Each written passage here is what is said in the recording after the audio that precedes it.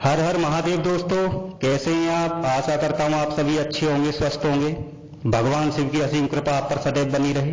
मेरे YouTube channel Shiv Shakti पर आपका हार्दिक स्वागत है। आज हम बात करेंगे सावन के महीने में भगवान शिव की पूजा कैसे करें।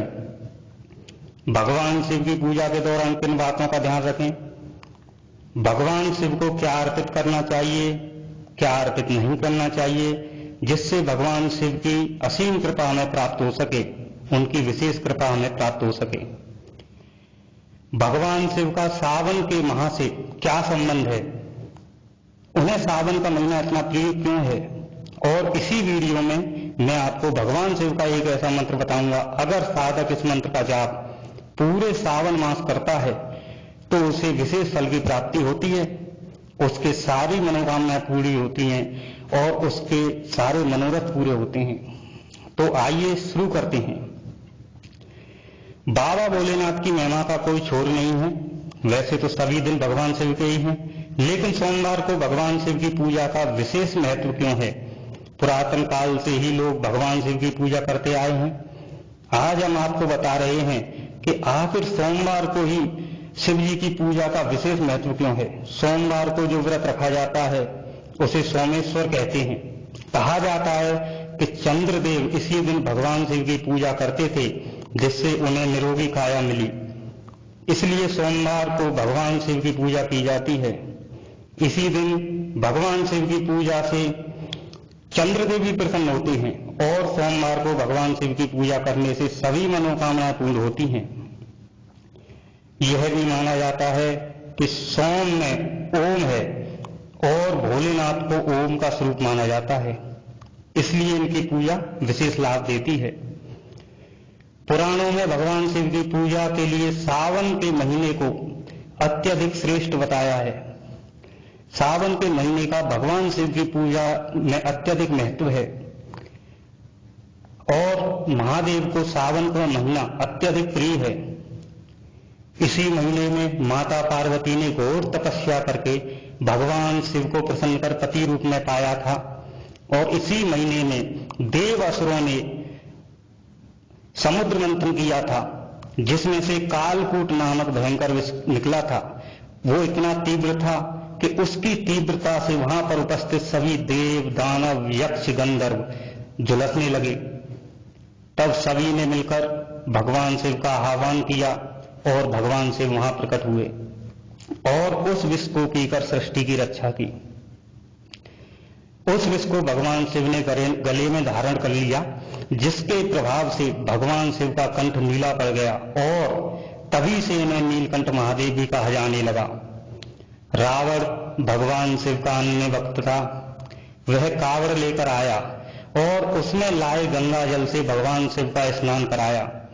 तब उस विष की जलन को शांत किया। उस विष की जलन का जो प्रभाव था वो कम हो सका। तभी से भक्तगण पैदल यात्रा करके कावड़ लाते हैं और उसमें लाए जल से भगवान शिव का अभिषेक करते हैं, उन्हें स्नान कराते हैं। भगवान शिव का जल से खास संबंध है। सावन के महीने में बारिश होने की वजह से शिव जी को यह महीना अति प्रिय है। शिव जी को जल प्रिय होने की वजह से मंदिरों में शिवलिंग के ऊपर कलश से हर वक्त जल गिरता रहता है। भगवान रुद्र अगर प्रसन्न हो जाएं तो अपने भक्तों की सभी मनोकामनाओं को क्षण भर में पूर्ण कर देते हैं, और अगर वहीं ये रुष्ट हो जाएं तो इस पूरे ब्रह्मांड में कोई भी शक्ति इनके तेज के समक्ष क्षण भर भी नहीं टिक सकती। सावन के महीने में कुंवारी युवतियां मनचाहा वर प्राप्ति के लिए सावन के सोमवार का व्रत करती हैं। सावन का महीना 25 जुलाई से शुरू होने वाला है।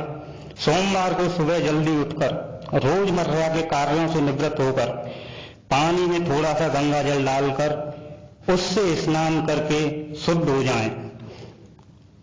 तत्पश्चात साफ सुथरे स्वच्छ वस्त्र पहनने, एक लोटा जल भगवान सूर्य को अर्पित करें। तत्पश्चात अपने पूजा स्थल पर आकर एक चौकी बिछाएं, उस पे लाल कपड़ा बिछाएं और वहां पर भगवान भोलेनाथ और माता पार्वती को विराजित करें। उसके बाद में भगवान गणेश का भी आह्वान करें और उनको विराजित करने के बाद में दीपक जलाएं। दीपक जला के जो भी आप व्रत करना चाहें, कोई पाठ करना चाहें या जाप करना चाहें तो उसका संकल्प लें। संकल्प की एक विशेष महत्वता है। कहते हैं कि अगर किसी भी देवता का संकल्प, किसी भी देवी का संकल्प अगर लिया जाता है तो उसकी शक्ति उसी क्षण वहां पर उपस्थित हो जाती है। इसलिए संकल्प का एक विशेष महत्व है। संकल्प लेने के बाद दीपक जलाएं। दीपक आप संकल्प से पहले जला सकते हैं। दीपक जलाएं, धूप लगाएं। उसके बाद में भगवान शिव का अभिषेक करें। पानी, दूध, दही, शहद और गंगा जल, इनसे भगवान शिव का अभिषेक करें। उसके बाद में भगवान शिव पर बेलपत्र, फूल, फल, चंदन, धतूरा चढ़ाकर भोग प्रसाद अर्पित करें। अगर भगवान शिव को समीप के पत्ते, जिसे हम छोकरा भी बोलते हैं, अगर भगवान शिव को बेलपत्र की जगह समी के पत्ते अर्पित किए जाएं तो उसका फल 1000 गुना ज्यादा मिलता है। भगवान शिव को फूलों में अगर सफेद मदार, जिसे हम सफेद आंख बोलते हैं, अगर पूरे सावन मास कोई भी भक्त भगवान शिव को सफेद मदार के फूल चढ़ाता है, अर्पित करता है, तो उसके समस्त पापों का नाश होता है, समस्त दोष समाप्त होते हैं, भगवान शिव की असीम कृपा प्राप्त होती है। वैसे तो भगवान शिव को प्रसन्न करने के अनेकों उपाय बताए गए हैं।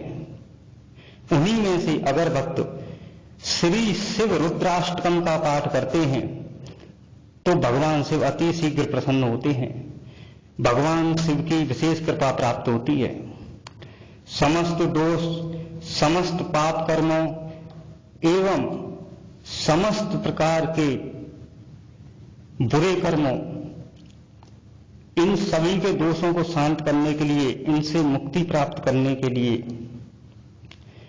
सभी सुख, वैभव, शांति, हर क्षेत्र में सफलता पाने के लिए, पितृदोष, ग्रह दोष आदि सभी दोषों को शांत करने के लिए आपको भगवान शिव का एक ऐसा मंत्र बताने जा रहा हूं, जो साधक इस मंत्र का जाप संकल्प लेकर विधि विधान से करता है, उसे सभी दोष से मुक्ति मिलती है और भगवान शिव की असीम कृपा उसे प्राप्त होती है। भगवान शिव उसकी सभी मनोकामनाएं पूर्ण करते हैं।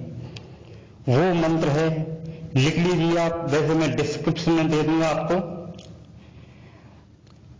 ओम तत्पुरुषाय विद्महे महादेवाय धीमहि तन्नो रुद्रः प्रचोदयात्। ओम तत्पुरुषाय विद्महे महादेवाय धीमहि तन्नो रुद्रः प्रचोदयात्। ओम तत्पुरुषाय विद्महे महादेवाय धीमहि तन्नो रुद्रः प्रचोदयात्। दोस्तों, शिव जी की पूजा के दौरान ध्यान रखने वाली कुछ विशेष बातें जो मैं आपको बताने जा रहा हूं, जो भूलकर भी शिव जी की पूजा में नहीं करनी चाहिए। भगवान शिव को कभी भी नारियल का पानी अर्पित नहीं करना चाहिए, नारियल का पानी कभी नहीं चढ़ाना चाहिए। भगवान शिव को कभी भी तिल नहीं चढ़ाने चाहिए, क्योंकि कहा जाता है कि जो तिल की उत्पत्ति हुई है वो भगवान विष्णु के मैल से हुई है। भगवान शिव को कभी भी तुलसी दल, तुलसी के पत्ते कभी भी अर्पित नहीं करने चाहिए। भगवान शिव को कभी भी शंख के द्वारा जल अर्पित नहीं करना चाहिए। केतकी और पेवड़े का फूल महादेव की पूजा में कभी नहीं चढ़ाना चाहिए, ये वर्जित है। शिव जी को हमेशा चंदन का टीका लगाएं, चंदन का ही प्रयोग करें, रोली या कुमकुम का प्रयोग ना करें। आशा करता हूं मेरे द्वारा दी गई जानकारी आपको पसंद आई होगी। अगर पसंद आई है तो लाइक करें, वीडियो को शेयर करें, ताकि और लोग भी इसको देखें, उनको भी इसका कुछ लाभ मिल सके, कुछ लाभ प्राप्त हो सके। और कमेंट बॉक्स में हर हर महादेव अपना कमेंट भी करें, इससे मुझे बड़ी प्रसन्नता होगी।